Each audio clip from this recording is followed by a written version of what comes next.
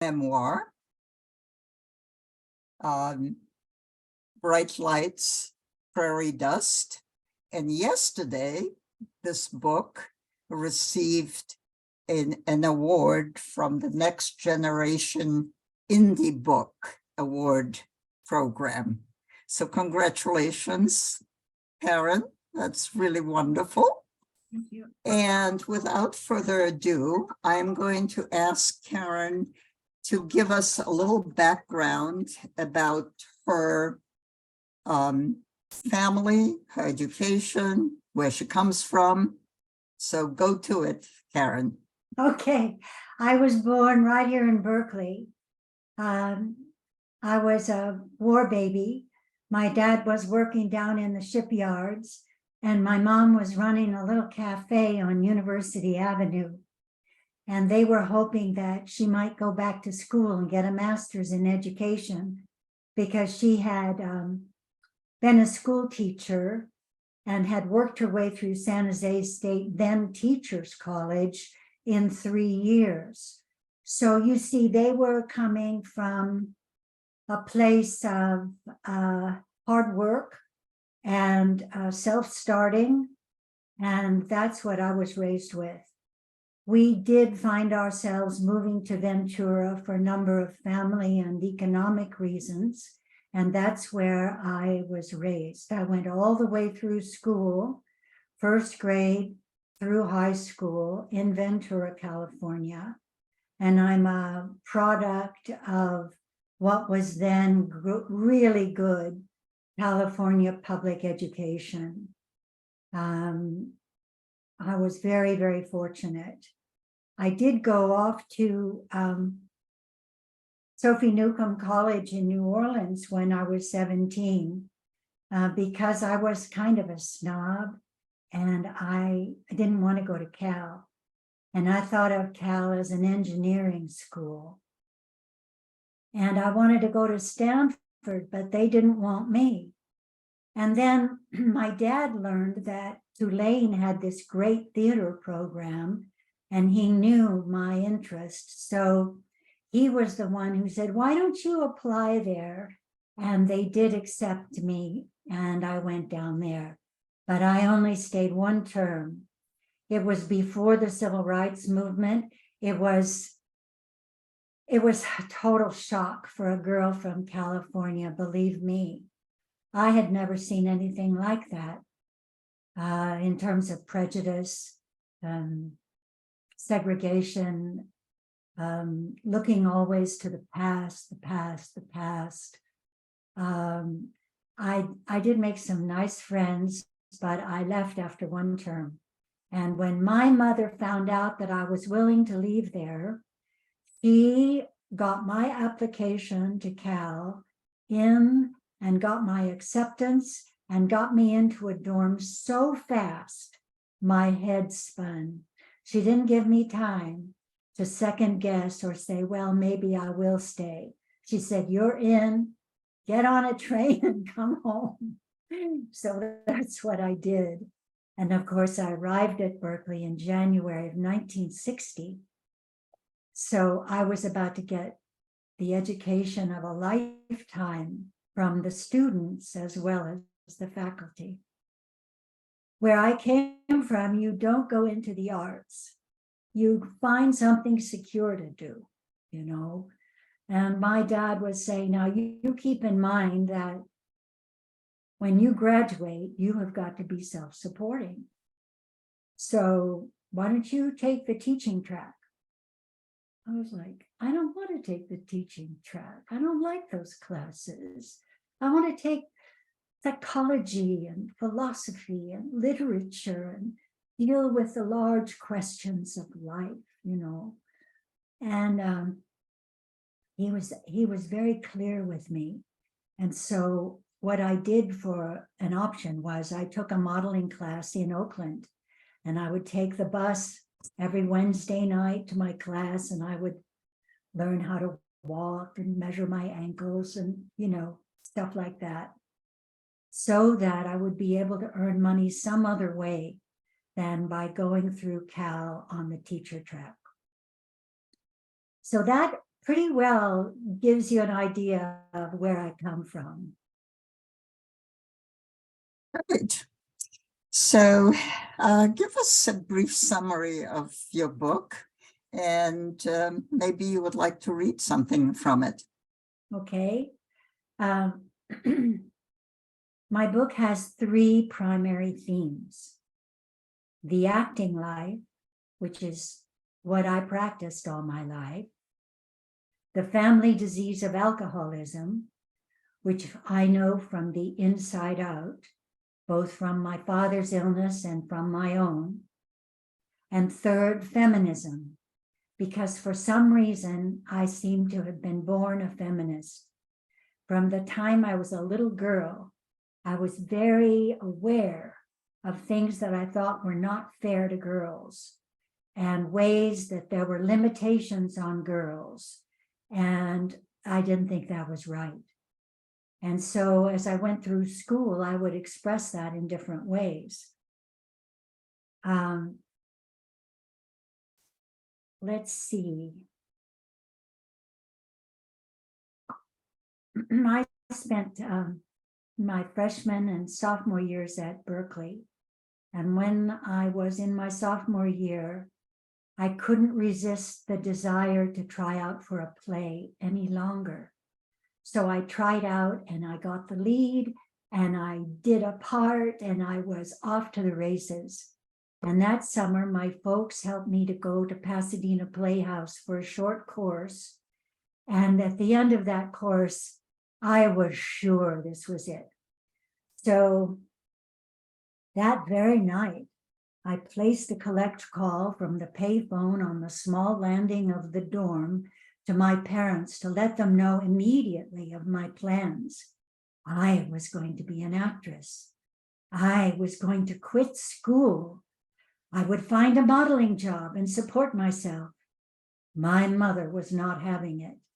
I could be an actress and finish college, she said, and this was a conversation she was not having on the telephone. When the class in Pasadena ended and I went home, I returned to Ventura, and once Mama realized I was not to be deflected from my plan, she took to her bed, drenched in tears and disappointment. Anything but politics or the theater, she wailed. Mama was not a weepy woman, but my dad's remark brought home to me what had been obvious for years. He sat smoking at the kitchen table, and I went in and had a cigarette with him.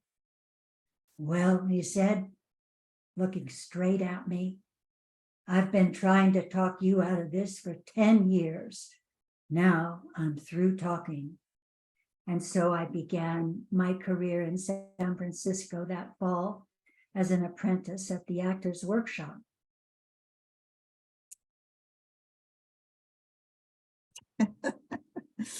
Great beginning. So what led you to actually write the book? When did you start, and when was it published? You know, you hear of actors and actresses writing memoirs, but I always thought of that as sort of a joke. When someone would say to me, and then you can write your memoirs, I would just laugh. But when I moved back to Berkeley around 2006, I didn't have very many friends. I had left most of my contacts in other places I had lived.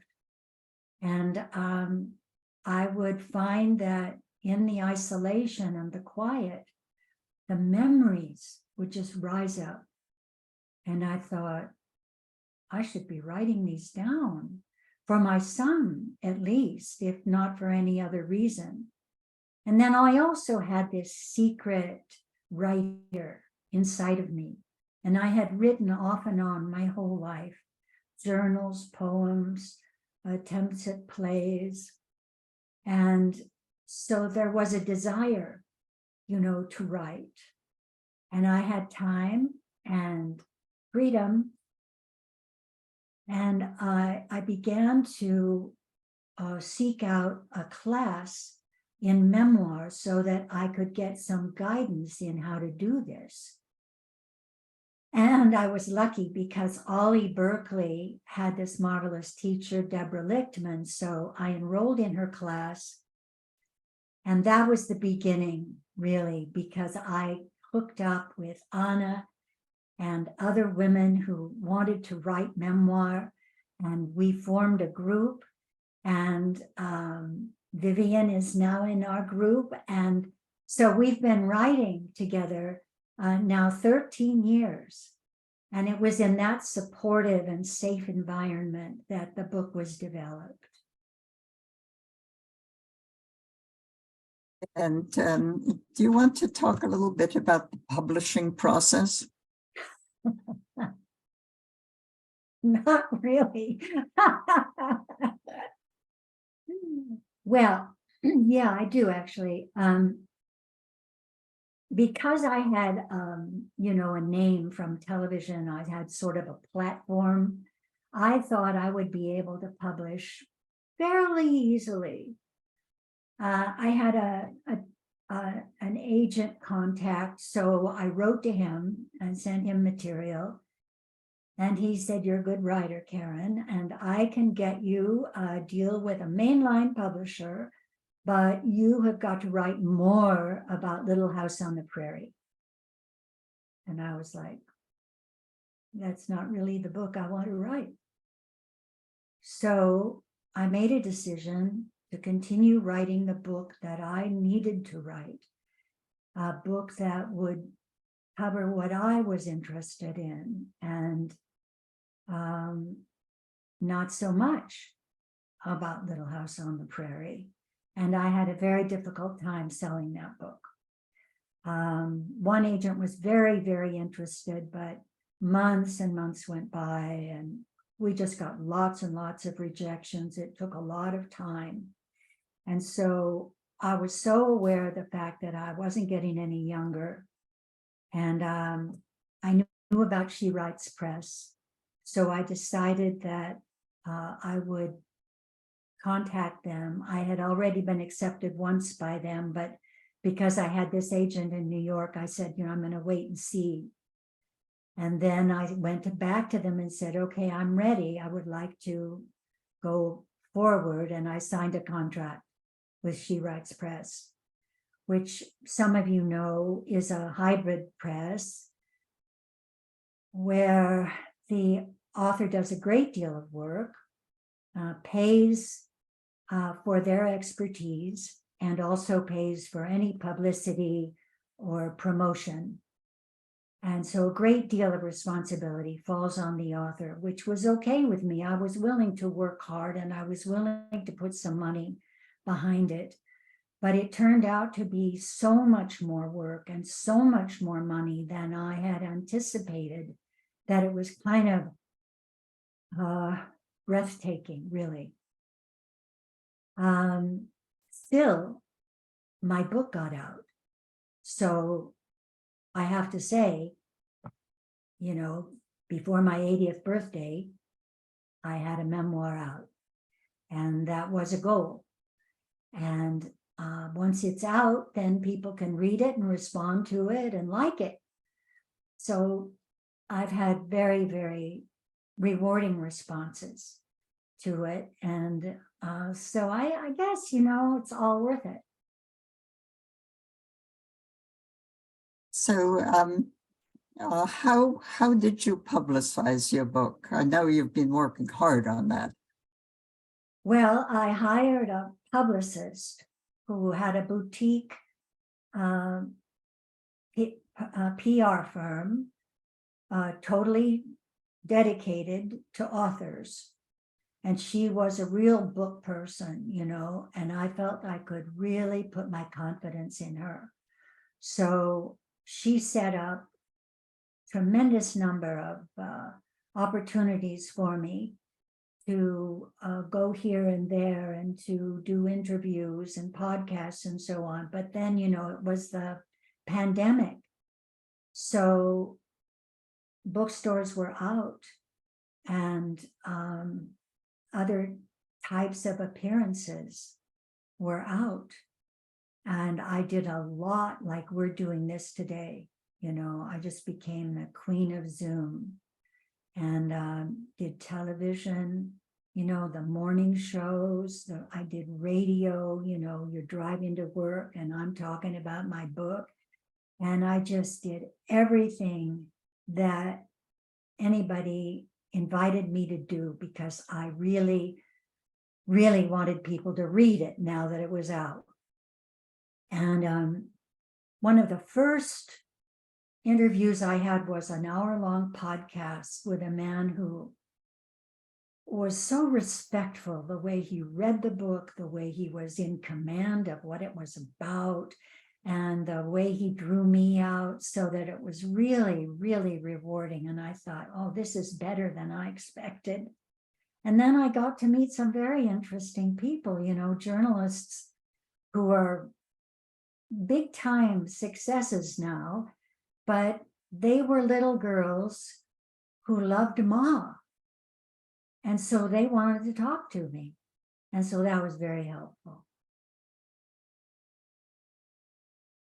So one of the things that inspires me about you, Karen, is that not only have you done TV and film, but you have done a lot of live theater and have continued doing live theater at a mature age.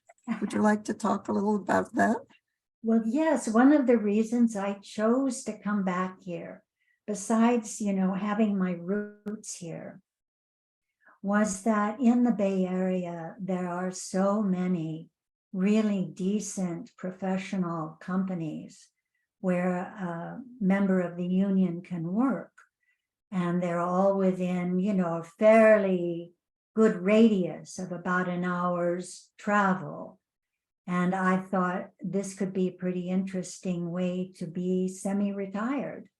So I started contacting various artistic directors and letting them know I'm here. And I got to do, so many interesting plays. And my first musical I got to do here in San Francisco, Cabaret. And that was just so great, to be able to stretch myself at the later years. So I know that you wrote with our group, but why don't you describe how that works? Well, when we started, none of us were writers. We had these exercises that we had learned from Deborah Lichtman, and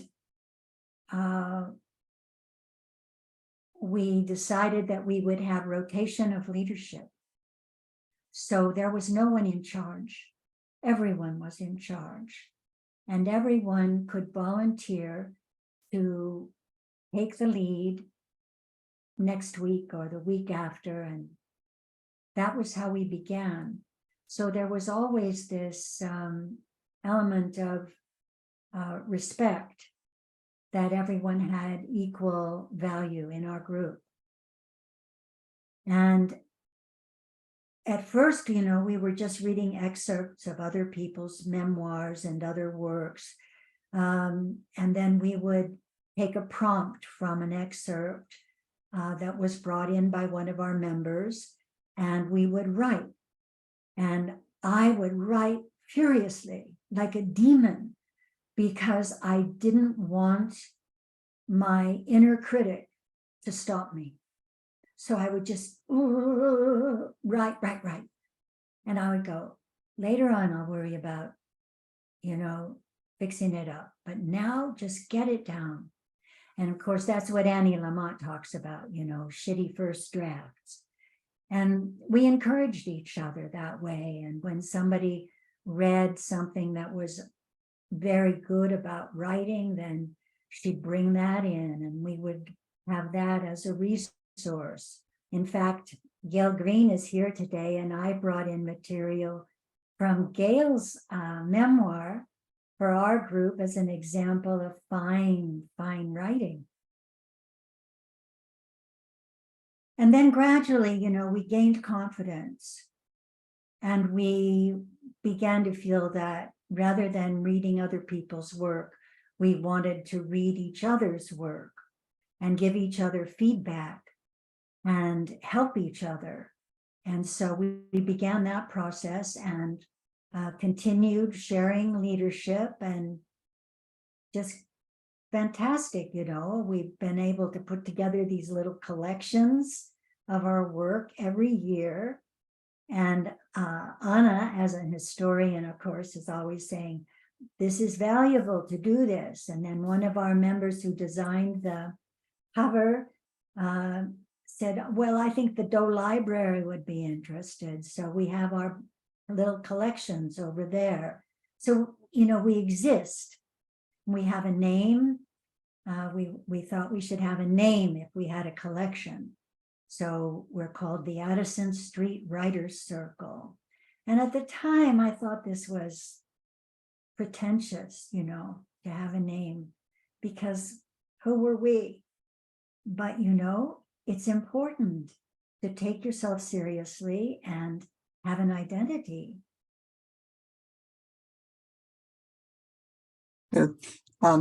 Just a little correction, the library at UC is bankrupt. Oh, sorry. It's archiving the collection. Right. Yeah. And Vivian is the person who actually put the last 2 volumes together, and they're now on Amazon. So Right. it's, we have made a big step forward. Well, Vivian moved us into a Go new ahead. realm, out of community and into the world. And this past year, you did this fantastic thing, Vivian, of using the Amazon process to turn our little berries from brambles into a book. And when I go out and speak, which I do occasionally now, I take it and I show other writers, you can do this and you can be on Amazon. No. Karen, read us another excerpt. It was my dream to go to London to study, and I got a Fulbright, so I was able to go. We began each voice class in silence, tuning into our breath, making a small F with the mouth to feel the breath release from our middles. Often we lay flat on our backs, needing no effort, focusing entirely on releasing to allow the breath to happen. This was the basis for learning to trust the inner process rather than striving for results. Again and again, I was learning how to come back to my center, how to allow acting to happen. I knew this is what I wanted for living too, and I trusted that this path would help me develop into a more trusting and spontaneous person.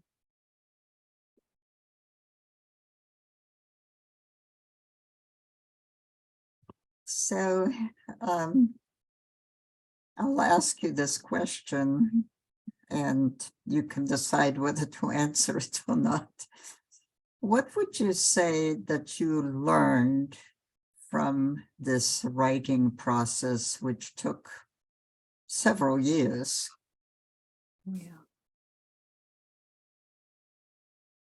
Oh, of course, the lessons about writing were very interesting in themselves. Very interesting, and that continues. I noticed that in our group, that our ability to give each other feedback and to edit each other is developing very, very well. But I think perhaps the most important part was the healing process that took place with a writing of things that are the kinds of things you keep secret, the kinds of things that are painful, private, family stuff, and getting that down and being honest about it with myself was tremendously healing. And I feel like I let go of a lot during that long process. I think that you were not the only one who had that experience. I think we all felt that writing was most probably the most therapeutic endeavor that we had gone through. And going through, for me, and I ask you, Karen, whether it was for you, going through it by myself would not have been possible. I don't know the answer. I was highly, highly motivated. But the fact that the group would meet every Thursday morning was so tremendously supportive. And I was a depressive as well as an alcoholic. So I had had a lot of psychotherapy, psychoanalysis, Jungian. I'd had a lot of help.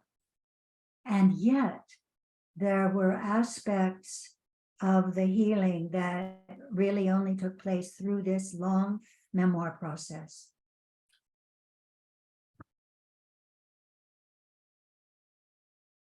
So, any closing remarks that you'd like to make, Karen? Oh yeah, I want to tell you, I have a website. It's karengrassle.net. You can find out more about the book and where to get it there. I've been working locally with Book Passage in Marin, who kindly gave me a launch and have been taking requests for autographed copies. It's also available on Amazon. And I want to mention Aurora Theater. The theater works in Palo Alto, the San Francisco Playhouse, all these places that I've worked since I came here. Plus these 2 indie films I did, one of which is available on Prime, and it's called, oh hell, what is it called? I can't think what it's called. Maybe it'll come to me. And I play a demented old granny, and had a wonderful time with the character. Although these independent movies are so hard that physically the demand is like, oh no. And I'm hoping if somebody else comes along with one of those, I'll have the good sense to not take it. So that sort of wraps up what I've been up to. So I'm sure if you Google Karen Grassle latest film, it will come up, right? Yeah, and it's on my website, of course. Oh, it's on your website. That's even easier. Yeah. Okay. All right. Well, I want to thank you very, very much for attending. Thank you, Karen, for a wonderful presentation. And I wish you well with, what are you recording today? What? Are you recording? Oh, I thought you said you were recording something today.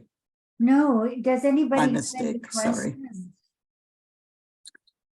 Okay, and Vivian, I will unmute people if you have questions, or I will ask you to unmute.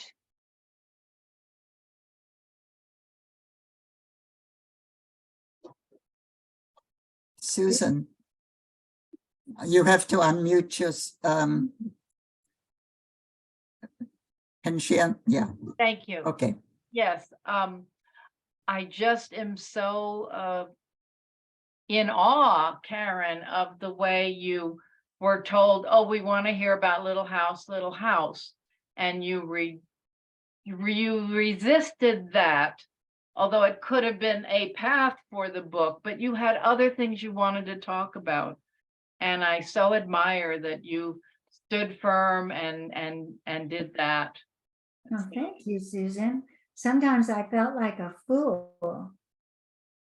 Well, it was a door, but you didn't want to go through that door. So you gave yourself a chance to build up something else. And Deborah Lichtman is in my book club, along with Mary Lee Snow. I think she's in your Addison Street thing. And I've wanted to take her course for a long time. Do you just go on to Ollie and look for her course, or what?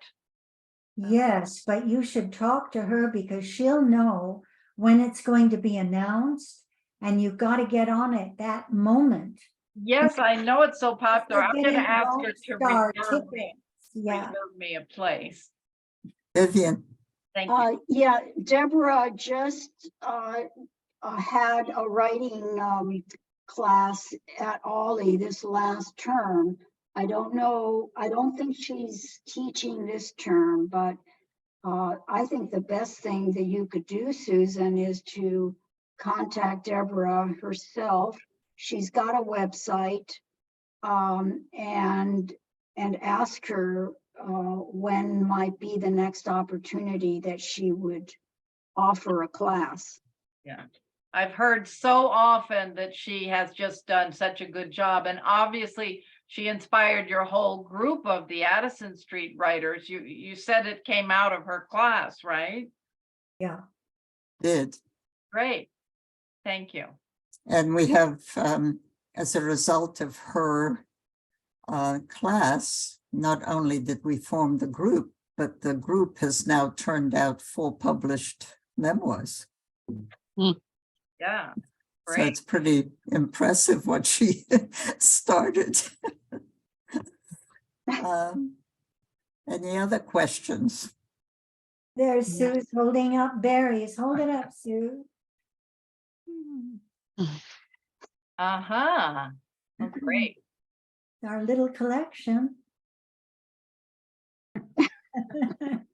Are those excerpts or chapters, or how is it new writing, or is it from your memoirs, The Brambles? They are all pieces, each of us, the 10 of us who were in the group, contributed one piece, either a memoir or story for it. And so that's what's included there. Can I? Gail, I love Karen's memoir, and I've already written her and told her about it, but we're exact contemporaries. We were at Berkeley the same time. We did not know each other. And then I was so fascinated to see how our ways split, because she was so much braver than I was. I stayed in school. I mean, I was just a good little student, and I hung in there, and I got eat one degree after another. But the overlap is I did Shakespeare. And so that certainly took me into theater. And basically, I was a frustrated actress. I would have gone on the stage if I'd had any talent or any real nerve. I mean, the few times I tried it, I knew I froze, basically. I mean, I just couldn't do it.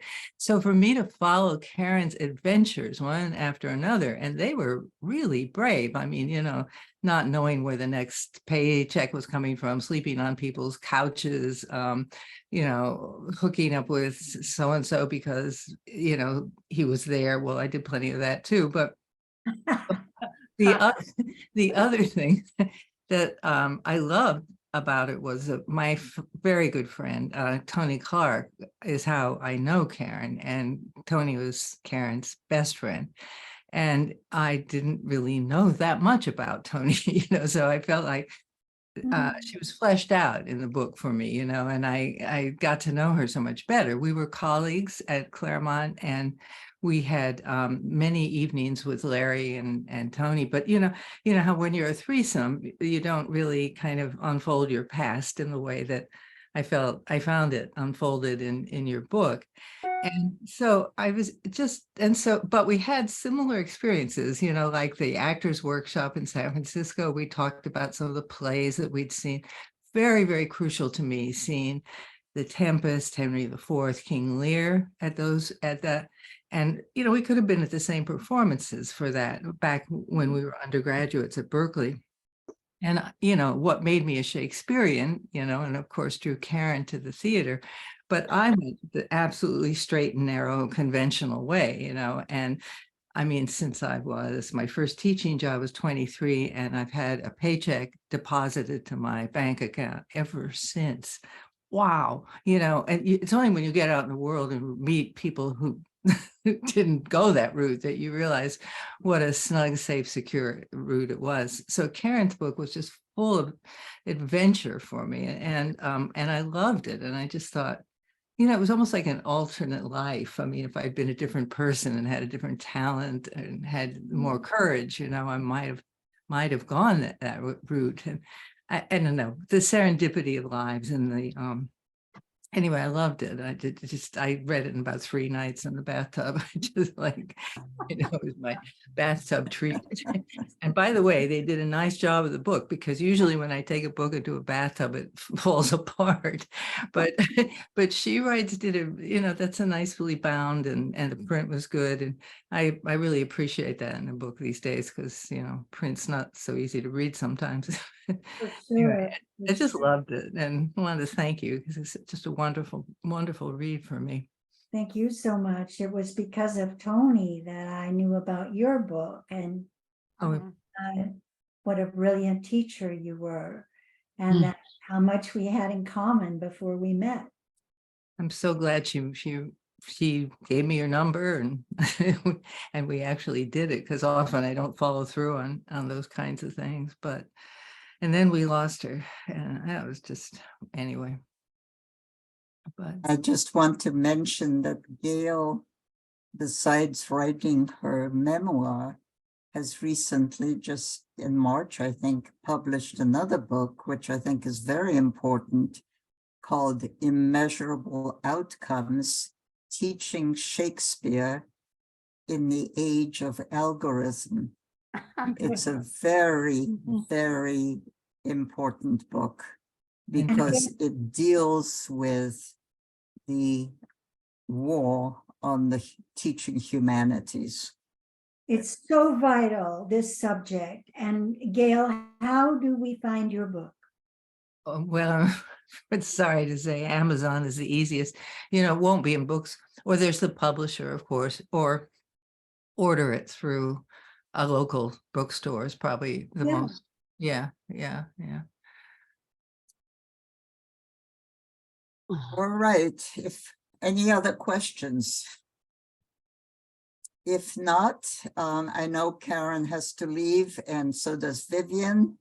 So thank you again, Karen, all of you, for participating, and I'll see you at the next FAB author interview. Thank you.